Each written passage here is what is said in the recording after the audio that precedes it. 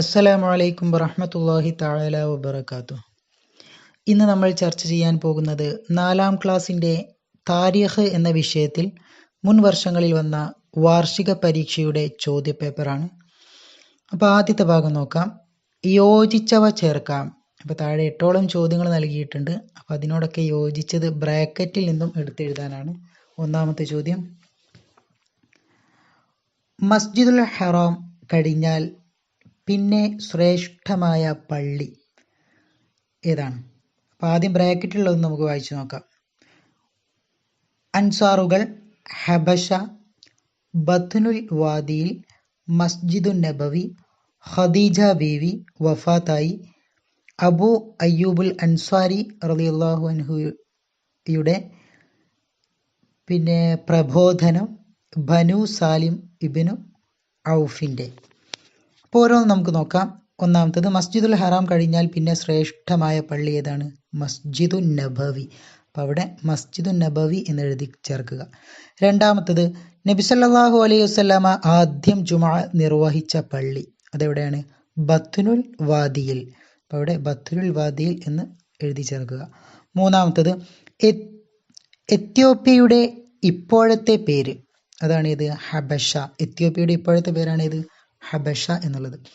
നാലാമത്തത്, സ്വത്തിൻ്റെ പകുതി ഭാഗം തൻ്റെ മുഹാജിറായ സഹോദരന് നൽകി. സഹോദരന് നൽകിയതാരാണ്? അൻസാറുകൾ. അപ്പോൾ അവിടെ അൻസാറുകൾ എന്ന് എഴുതുക. അഞ്ചാമത്തത്, ഖുബായിൽ നിന്ന് പുറപ്പെട്ട് നബി സല്ലല്ലാഹു അലൈഹി വസല്ലമ തങ്ങൾ എത്തിയ വീട് എവിടെയാണ്? ബനു സാലിമിൻ്റെ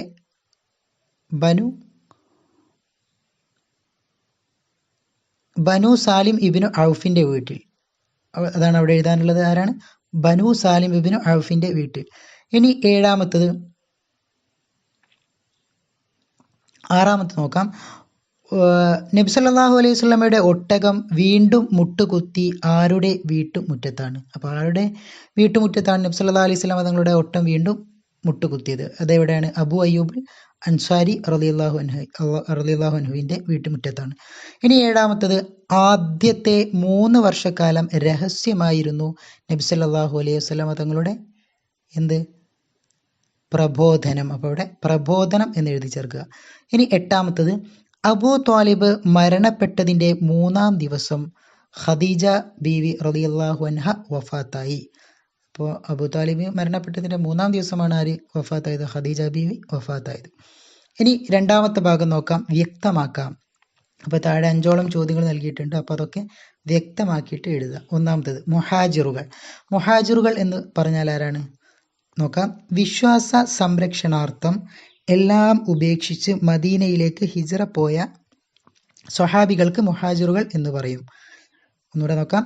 വിശ്വാസ സംരക്ഷണാർത്ഥം എല്ലാം ഉപേക്ഷിച്ച് മദീനയിലേക്ക് ഹിജ്റ പോയ സ്വഹാബികൾക്ക് മുഹാജിറുകൾ എന്ന് പറയും. ഇനി അടുത്തത്, രണ്ടാമത്തത്, മദീനയുടെ പഴയ പേരുകൾ. ത്വാബ, ത്വയ്ബ,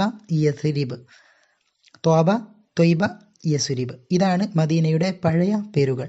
മൂന്നാമത്തത്, ഇസ്രാ എന്ന് പറഞ്ഞാൽ എന്താണ്? ഒരു രാത്രിയിൽ കുറഞ്ഞ സമയം കൊണ്ട് നബി സല്ലല്ലാഹു അലൈഹി വസല്ലമ തങ്ങൾ മക്കയിലെ മസ്ജിദുൽ ഹറാമിൽ നിന്ന് ഫലസ്തീനിലെ മസ്ജിദുൽ അഖ്സയിലേക്ക് പ്രയാണം ചെയ്തു. ഇതിന് ഇസ്രാ എന്ന് പറയുന്നു. ഇനി അടുത്തത് നോക്കാം. നാലാമത്തത്, മുനാജാത്ത്. നബി സല്ലല്ലാഹു അലൈഹി വസല്ലമ അള്ളാഹുവുമായി നടത്തിയ സംഭാഷണത്തിനാണ് എന്ത് പറയുക? മുനാജാത്ത് എന്ന് പറയുക. ഇനി അഞ്ചാമത്തത് നോക്കാം, അൻസാറുകൾ. അപ്പോൾ മുഹാജിറുകൾ ആരാ എന്ന് നമ്മൾ മേലെ പറഞ്ഞു. ഇനി എന്താണ് അഞ്ചാമത്തത്? അൻസാറുകൾ ആരാണ് എന്നാണ് നോക്കാം. സ്വഹാബികൾക്ക് മുഹാജിറുകൾ എന്ന് പറയുന്നു.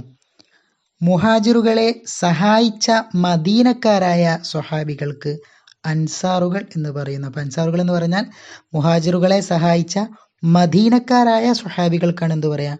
അൻസാറുകൾ എന്ന് പറയുക. ഇനി മൂന്നാമത്തെ ഭാഗം നോക്കാം, പൂർത്തിയാക്കാം. അപ്പം 5ഓളം ചോദ്യങ്ങൾ നൽകിയിട്ടുണ്ട്. അപ്പോൾ അതൊന്നും പൂർണ്ണമല്ല, അതൊക്കെ നമ്മൾ പൂർത്തിയാക്കി എഴുതുക. ഒന്നാമത്തത്, ആമുൽ ഹുസ്ന് ഉണ്ടായത് നുബുവത്തിൻ്റെ 10-ാം വർഷമാണ്. അപ്പോൾ അവിടെ 10-ാം വർഷമാണ് എന്ന് എഴുതി ചേർക്കുക. രണ്ടാമത്തത്, നിസ്സഹകരണത്തിൽ നിന്നും നബി കുടുംബം മോചിതരായ ശേഷം അബൂ ത്വാലിബിന് ബാക്കി എന്താണ്? രോഗം ബാധിച്ചു. അപ്പോൾ ഇവിടെ രോഗം ബാധിച്ചു എന്ന് എഴുതി ചേർക്കുക. മൂന്നാമത്തത് നബി സല്ലല്ലാഹു അലൈഹി വസല്ലമ തങ്ങളുടെ മുഅ്ജിസത്തുകളിൽ പ്രധാനപ്പെട്ടതാണ് ഇസ്റാ മിഅ്റാജ്. അപ്പം നബിയുടെ പ്രധാനപ്പെട്ട മുഅ്ജിസത്തുകളിൽ ഏതാണ്? ഇസ്റാവും മിഅ്റാജും അതിൽപ്പെട്ടതാണ്. അപ്പോൾ അവിടെ ഇസ്റാ മിഅ്റാജ് എന്ന് എഴുതി കൊടുക്കുക. നാലാമത്തത് നബി സല്ലല്ലാഹു അലൈഹി വസല്ലമ തങ്ങൾ മദീനയിൽ താമസിച്ച കാലം 10 വർഷമാണ്. എത്ര വർഷമാണ്? 10 വർഷം ആണ് എന്ന് അവിടെ എഴുതി ചേർക്കുക. ഇനി അഞ്ചാമത്തത് അടിമത്വ മോചനം ലഭിച്ചവരിൽ നിന്ന് ആദ്യമായി ഇസ്ലാം സ്വീകരിച്ചത് സെയ്ദ് ബിൻ ഹാരിസ റളിയല്ലാഹു അൻഹു ആയിരുന്നു. അപ്പോൾ അവിടെ സെയ്ദ് ബിൻ ഹാരിസ റളിയല്ലാഹു അൻഹു എന്ന് എഴുതി ചേർക്കുക. ഇനി നാലാമത്തെ ഭാഗം ഉത്തരം എഴുതാം എന്നുള്ളതാണ്. അപ്പോൾ ഒന്നാമത്തെ നോക്കാം. നബി സല്ലല്ലാഹു അലൈഹി വസല്ലമ തങ്ങൾ പുറത്തിറങ്ങുമ്പോൾ എല്ലാവരും ചേർന്ന് കൊലപ്പെടുത്തുക. ഈ തീരുമാനം ആരുടെ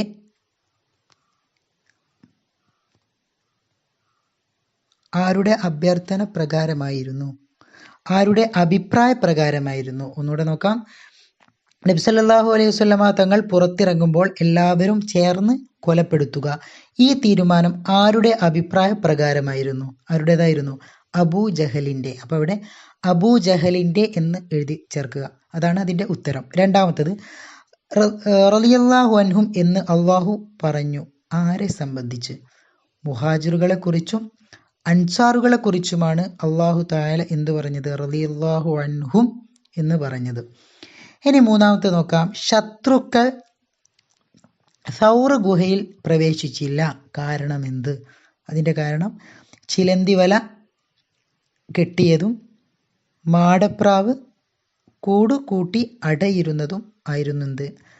ശത്രുക്കൾ സൗർ ഗുഹയിൽ പ്രവേശിക്കാതിരിക്കാനുള്ള കാരണം ചിലന്തി വല കെട്ടിയതും മാടപ്രാവ് കൂടുകൂട്ടി അടയിരുന്നതും.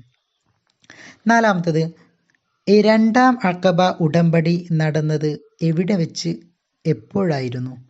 രണ്ടാം അഖബ ഉടമ്പടി എവിടെ വെച്ചായിരുന്നു? എപ്പോഴായിരുന്നു? അതിനുത്തരം ജംറത്തുൽ അഖബയുടെ അടുക്കൽ വെച്ച് അർദ്ധരാത്രി. ഇനി അഞ്ചാമത്തെ ചോദ്യം നോക്കാം. ഖുറൈശികൾ നബി സല്ലല്ലാഹു അലൈഹി വസല്ലമ തങ്ങളുടെ കുടുംബത്തിൻ്റെ നിസ്സഹകരണം പ്രഖ്യാപിച്ചു. കാരണം എന്ത്? അപ്പം അതിന് കാരണം എന്തായിരുന്നു? നബി സല്ലല്ലാഹു അലൈഹി വസല്ലമ തങ്ങൾ ഖുറൈശികൾക്ക് വിട്ടു തരണമെന്ന ആവശ്യം അബൂ ത്വാലിബ് നിരാകരിച്ചതായിരുന്നു കാരണം. ആ ഒരു കാരണത്താലാണ് നബി സല്ലല്ലാഹു അലൈഹി വസല്ലമ തങ്ങളെ കുടുംബത്തെയും എന്ത് ചെയ്തത്? അവർ നിസ്സഹകരണം പ്രഖ്യാപിച്ചത്. കാരണം നബി സല്ലല്ലാഹു അലൈഹി വസല്ലമ തങ്ങളെ ഖുറൈശികൾക്ക് വിട്ടു നൽകണമെന്ന ആവശ്യം അബൂ ത്വാലിബ് നിരാകരിച്ചതായിരുന്നു കാരണം. ദുആ വസിയത്തോടെ നിർത്തുന്നു. വആഖിറു ദഅവാനാ അൽഹംദുലില്ലാഹി റബ്ബിൽ ആലമീൻ. അസ്സലാമു അലൈക്കും വറഹ്മത്തുള്ളാഹി തആല വബറകാതുഹു.